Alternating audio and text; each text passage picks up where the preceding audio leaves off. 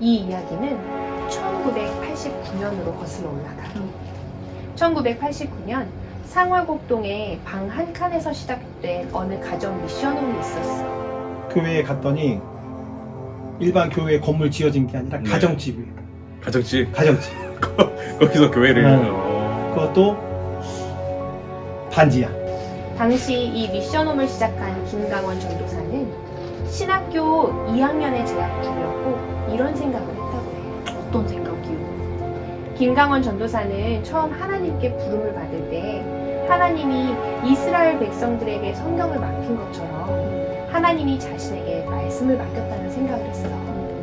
그래서 이 말씀을 전하는 일에 올인해야겠다고 생각한 거지. 근본이 있네요. 그렇지. 당시 도남동의 생명의 교회에서 교육 전도사로 1년을 지낸 김강원 전도사는 점심시간마다 한 게 있었어. 점심시간에 뭘 하셨을까요?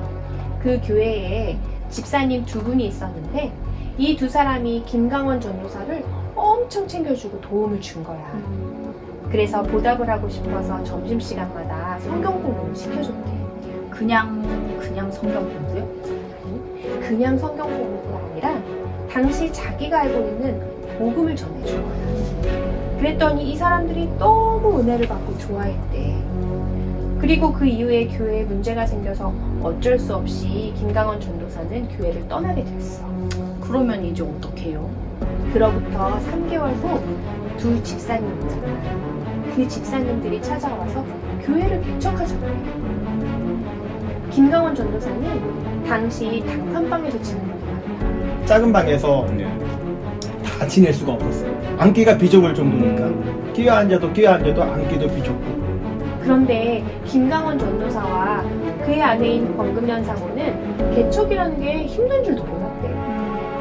말씀운동으로 교회가 시작되었다는 사실에 그저 감사한 거야. 근데 개척을 한다고 해서 이게 부흥이 되는 건 아닌 거잖아요. 그렇지. 원래 개척하는 사람들 돈도 없고 배고프잖아. 그런데 이상하게 이 단칸방에 사람들이 모여들기 시작한 거야. 그때 온 사람들이 지금 일기 장로님들이야. 아, 그때 보이셨구나. 그때 그러면 왜 그렇게 많은 사람들이 모였을까? 뭔가 비밀이 있었을 것 같은데 사모님이 손재주가 좋으시니까 밥이 맛있었을까요? 물론 그런 것도 있어. 당시에 권금연 사모는 지하에 모인 성도들에게 주일마다 라면을 끓여서 먹었다고 해. 오! 라면 맛있겠다!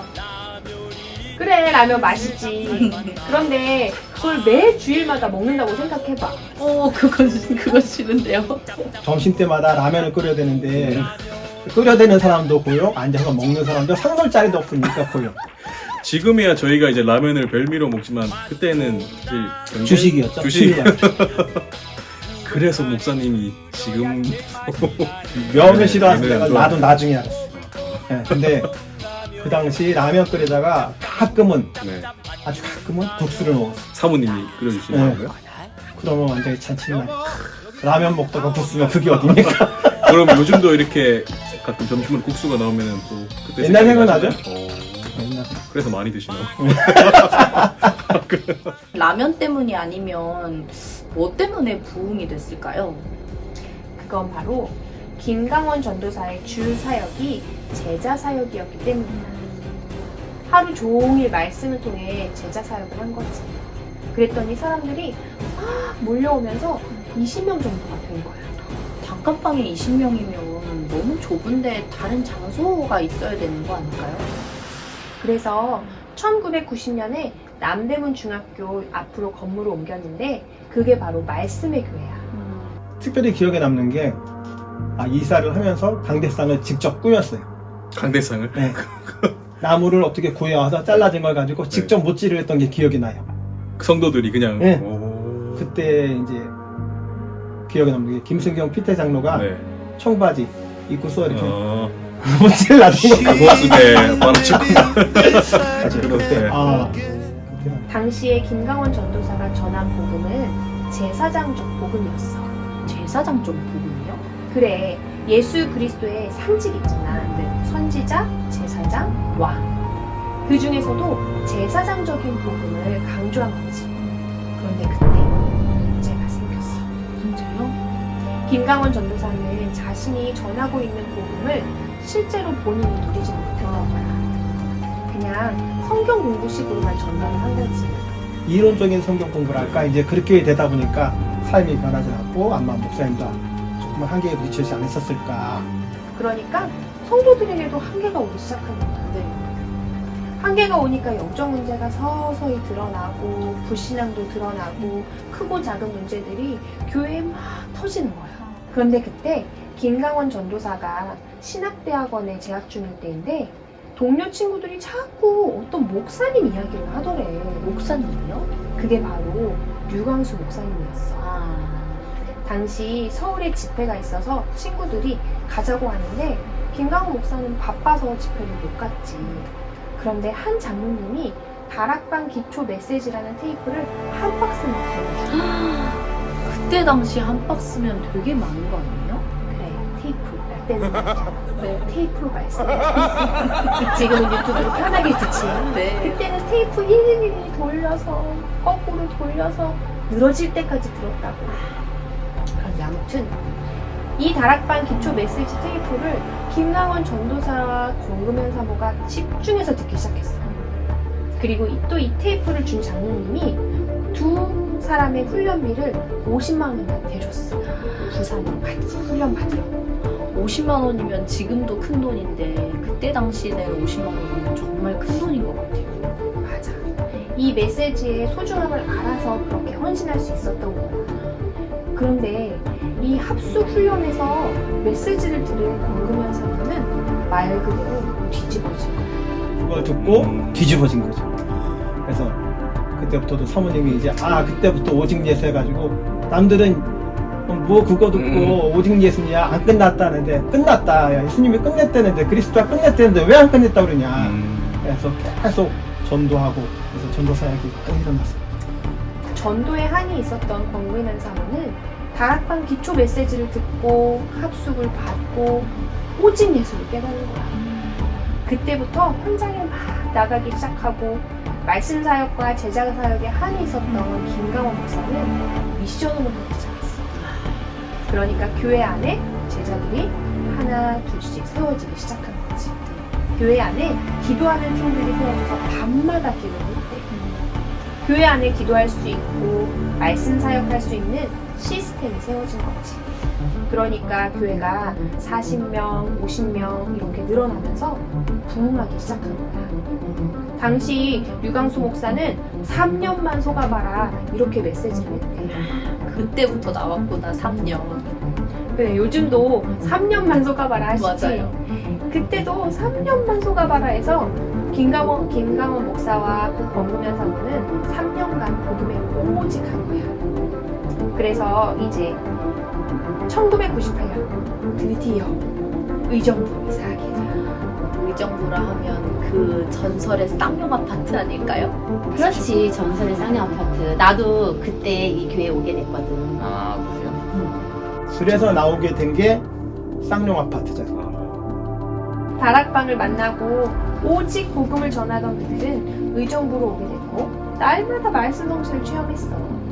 어느 정도냐면 당시에 나가기만 하면 전도 운동이 일어나는 거야. 그때 온 게 기환이네. 네. 또 송권사님네. 박장로님네. 지금 또 네. 주역들이 또 그때 또 하나님을 그때 영접한 사람이 1000명이 넘었고 교회에서 성도들이 모이면서 70명, 80명 이렇게 점점 늘어나게 된 거지. 그러면은 또 공간이 좁아지면 또 새로운 곳으로 이사를 해야 되는 상황이 생겼겠네요. 타이밍을 잘 안 해. 성도가 100명쯤 돼서 호원동 신도아파트 상가 2층에 있는 곳으로 교회를 옮기게 됐어. 교회 이름도 말씀의 교회에서 임마누엘 교회로 바뀌게 됐지. 그러면 단칸방에서부터 시작해서 이제 건물에 있는 교회까지 엄청나게 성장을 하게 된 거네요. 그렇지. 그런데 이제 꽃길만 걸을 줄 알았던 그들에게 또 문제가 생겨. 또 문제가 생겼다고요? 그래. 오직 복음을 했는데 문제는 성도가 100명이 되니까 교회 안에 있는 사람들끼리 부딪히기 시작하는 거야. 그리고 당시에 상가니까 화장실을 공용 화장실을 썼을 거 아니야? 네. 엘리트들이 교회 화장실 더럽다고 안 오는 거야. 그때부터 권금현 사모는 자신들에게 성전을 달라고 계속 기도했대. 아이고. 그때 당시에 성도들에게 복음을 전하기는 하는데 성도들한테 이 말씀이 각인 뿌리 체질이 안 되니까 결국에는 영적 문제에 시달리는 거야. 그러다가 성도들한테 자꾸 한계가 오고 목사님 사모님에게도 한계가 오기 시작한 거지. 그러면은 그때 시험 많이 들고 교회도 떠나고 그랬을 것 같아요. 그런데 감사한 게 뭐냐면 그럼에도 불구하고 김강원 목사와 권금양 사모는 오직 복음에 집중을 해. 아니 성도들도 떠나가고 교회 문제가 있는데도 복음에 집중을 했다고요? 맞아. 어쩌면 그 문제가 두 사람을 더 단단하게 한 것일지도 몰라. 그 둘은 상황을 따라간 게 아니고 하나님의 말씀을 따라간 거지. 와, 그러면 이제 또 화장실에서 냄새가 나고 그런 문제가 있는데 성도들도 늘어나고 하니까 또 다른 성전으로 가게 돼야 되는 타이밍이 된 것 같은데요? 그렇지. 안 그래도 성전을 달라고 계속 기도를 하고 있었고 마침내 성전을 건축할 시간표가 오게 된 거야. 네. 그런데 문제는 교회가 성전을 건축할 수 있는 상태가 아니었던 거야. 성전 건축이라는 게 누구나 꿈꿀 수는 있지만 현실이 되는 게 쉽지가 않거든. 그쵸. 아무래도 건축을 하려면 돈도 필요하고 또 건물을 건축한다고 해서 다 끝이 아니라 안에 여러 가지 물건들도 들어가야 되니까. 맞아. 그런데 참 신기하지? 성전 건축을 절대 할 수 없는 상태인 교회인데 이상하게 교회가 자꾸 성전 건축 쪽으로 흘러가. 그래서 처음에 이제 이곳에 왔을 때는 완전 쓰레기 밭이었어. 아 지금 이 우리 교회 있는 여기요? 산 밑이니까 여기 근처에 사는 사람들이 전부 다 쓰레기를 거기다 갖다 버리고 여기서 사람들이 텃밭을 갖고 오고 그런 상태. 그때는 이 처음에 주변 건물도 없었잖아요, 그죠? 건물 없었죠. 건물 없었죠. 다들 무너져가는 가정집들이 있었고 하나님 또 그런 자리를 주셨네요. 많고 많은 자리 중에 그 자리를 허락하셨죠. 우리가 성전 건축 헌금을 내잖아. 그게 성전 건축 자체는 그 지역의 흑암 문화를 꺾는 거를 짓는 거거든. 그러니까 사람들이 다 말씀이 들어가고 그 성전 건축을 왜 해야 되는지 이유를 알게 되면 그게 시험거리가 될 수가 없지. 이때 교회 안에 모든 사람들이 성전 건축을 마음에 품고 원네스가 되어서 엄청나게 헌신을 하기 시작했대. 완전히 하나님 보내는 거야. 성전 건축을 하면서 끝마치고 나서 이제 느낀 게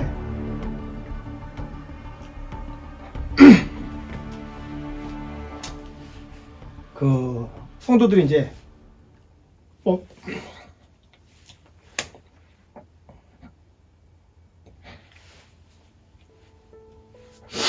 원네스 되게 해달라고.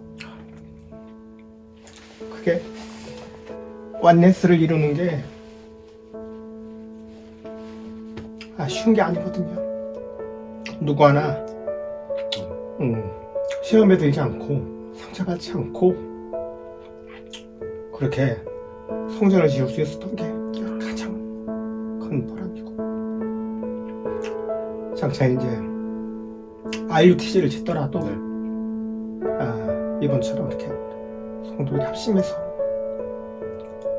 상처 없이 이렇게 같이 교회를 지었으면 좋겠다. RUTC를 지었으면 좋겠다. 그래서 저희가 오늘 말씀에서도 들었지만 결국 이 사단이 그런 걸 통해서 틈타잖아요. 정말로 이 사단이 틈타지 못하게 정말로 교회가 하나의 말씀, 하나의 언약 미션 비전으로 또 원네스 되어야 되지 않을까. 또 성전 건축 얘기를 들으니까 다시 한번 말씀이 말씀이 성취됨을 확인하게 되네요. 네. 50명, 100명이 중요하지 않은 것 같아. 한 명만 있고 10명만 있어도 성전 건축을 또 하나님이 하시면 된다라고 생각을 해. 나도 뭐 그렇게 여유가 있지 않았는데 내 평생에 성전 건축이 한 번이라면 돈 뭐 계약금을 내고 땅을 부지를 샀을 때 건물을 지을 때 얼마씩 내야 되는 금액이 있었는데 그게 되게 크지가 않더라고. 크게 생각하면 큰데 내 평생에 성전 건축하는데 이 돈쯤이야 라는 생각이 들면서 그 돈을 내는데도 불구하고 되게 죄스럽다고 하나님 앞에 그런 마음이 생겼었어. 그렇게 해서 지금의 의정부 안말 지역의 의정부 임마누엘 교회 성전이 마침내 세워지게 되었어. 기롭다. 이제야말로 꽃길만 걸을 줄 알았는데 설마 또 문제가? 이제 성전 건축을 해도 빚이라는 게 있잖아. 맞아요. 교회 안에 빚도 여전히 있고 근데 성도들이 또 크고 작은 갈등을 겪으면서 흔들리는 거야. 게다가 권금현 사모는 당시 다락방을 20군데나 뛰었는데 네. 정작 자신을 살릴 수 있는 시간이 없었던 거지. 그래서요? 그러다가 이제 김강원 목사가 깨달은 게 있어. 깨달은 거. 바로 전도자의 삶이야. 전도자의 삶. 전도자의 삶을 강조하시는데 네. 목사님이 이제 한 4년 반 그렇게 전도자의 네네. 삶에 네. 집중을 하셨다고 하더라고요. 네네. 이제 목사님이 전도자의 삶을 한번 살아봐라 해가지고 전도자의 삶을 이제 시작은 했지. 그렇다고 잘 되지는 않았어. 근데 그거에 어쩌면 이제 미션홈을 나는 수요 예배 끝나고 나서 미션홈을 하거든. 네, 미션홈을 하면은 목사님 항상 포럼을 시킨단 말이야. 맞아요. 그 포럼 때문이라도 뭔가 말씀을 봐야 되고, 맞아요. 그렇게 하게 되니까 미션원 같은 경우도 핑계대고 빠질 때가 있죠. 그죠. 많은데 막상 가면은 네. 은혜가 되죠. 목사님이 당연히 뭐 전도자의 삶의 증인으로 우리한테 삶을 보여주니까 목사님은 그렇다 치고 워낙 잘하시니까 거기 있는 중직자들이 한 주간 산거 갖고 말씀 포럼할 때 정말 은혜 받고 감동 받고 도전하게 되죠. 전도자의 삶을 살기 시작하니까 전에는 오르락 내리락 했던 교회가 그런 게 없어졌어. 맞아. 평안하게 쭉 가는 맞아요. 거지. 말씀에 뿌리 내리기 시작한 거야. 권금현 사모도 자신이 전도자의 삶을 안 살면 지친다는 걸 알았어. 교회 안에서 성도들이 강단으로 하나가 되게 하고 언약, 미션, 비전을 전달하려고 전도자의 삶을 오직으로 살았던 거야. 이전에는 자신이 했던 전도를 했다면 이제는 전도자의 삶을 살면서 증인이 되니까 되어지는 전도를 체험한 거지. 사실 저희가 이제 이 미션홈을 시작한 지 몇 년이 되긴 했지만 오늘 얘기를 들어보니까 이 미션홈은 사실상 그 단칸방에서부터 시작되었다. 그렇다고 볼 수 정말로 있죠. 그 당시에 미션홈이라는 단어를 쓰진 않았더라도 정말로 제자 사역하는데 한 음. 곳에 모여가지고 목사님 한 사람 한 사람 그죠. 붙들고 저도 이제 1대1로 성경 공부를 한 적이 있었어요. 음. 목사님하고 예전에 남자중학교 아. 앞에서도 목사님께서 그럼 그때부터 결국에는 이 제자 남기는 사역에 이 얘기를 들으니까 미션홈에 또 빠지면 안 되겠다는 생각이 듭니다. 목사님 항상 얘기하실 때 네. 전도하고 제자의 그렇죠. 되어지는 전도. 네네. 그래서 내가 먼저 제자가 되고 제자를 세우라. 그 말씀입니다.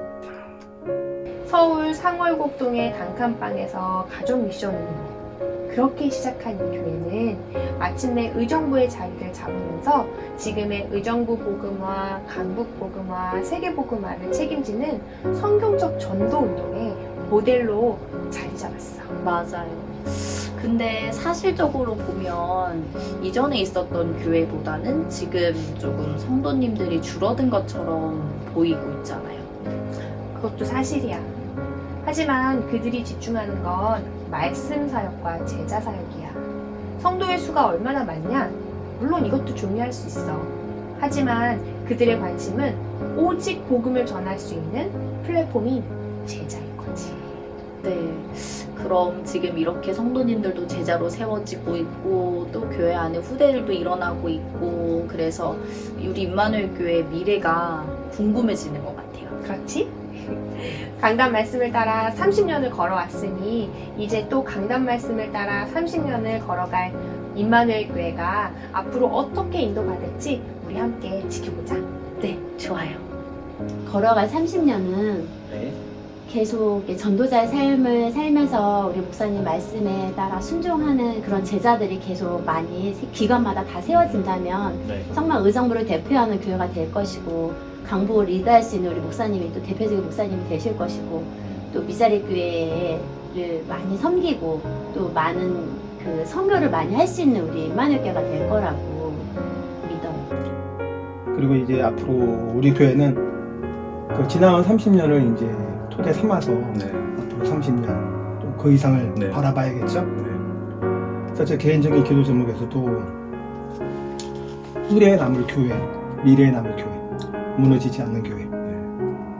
500년이 흘러도 무너지지 않는 교회. 그대로 오직 복음 운동하고 전도 운동에만 올인하는 그런 교회로 세워지길 기도하고 있고요. 또 그러려니 당연히 후대가 세워져야겠죠. 네. 기존에 앞서갔던 증인으로서 교회를 세우고 이 후대를 세우는데 집중을 해야겠고 또 헌신해야겠고 또 우리 후대들이 예배에 성공하고 또 우리 목사님 늘 말씀하시는 것처럼 기능 서밋이나 문화 서밋이 먼저가 아니라 영적 서밋으로 후대들이 먼저 세워지고 또 예배에 성공하길 바라고 혼자 있는 시간 그 시간에 성공하길 바라요. 그렇더라고. 혼자 있을 때 이 모습이 진짜 이 모습이다. 그래서 우리 후대들이 예배에 성공하는 그런 랩런트로 서밋으로 세워지길 기도합니다. 감사합니다. 그래서 나는 교회 부흥이 목적이 아니에요. 교회 부흥이 목적이 아니고 제자 삼는 것이 내 목적이죠. 난 제자에 관심이 많아요. 왜냐? 실제적으로 의정부 복음하고 2, 3필 나라 5천 종족을 복음하려면은 교회가 부흥된다고 되는 게 아니거든. 제자가 있어야지. 생명운동하고 말씀운동하고 다른 사람을 제자로 세우는 제자운동을 해야지 의정부를 살리고 세계보험하는 것이지 말로 세계보험하는 게 아니잖아요. 그래서 나는 정말 우리 교회가 제자 세우고 말씀운동하는 교회가 틀림없다고 한다면은 일단 하나님께서 이 일을 감당할 수 있도록 300지교회와 300전도 제자를 또 중기자를 세워줄 줄 믿어요. 그리고 성전 건축하는 우리 장로님들이 너무 수고 많이 했고 우리 성도들이 너무 이렇게 기도하고 헌신적으로 해주셨어요. 그래서 나는 그분들도 하나님이 이 세계보험하는 성전 건축하는데 주역이기 때문에 나는 하나님이 그들의 가정과 후대와 하나님의 업을 난 책임져 주시는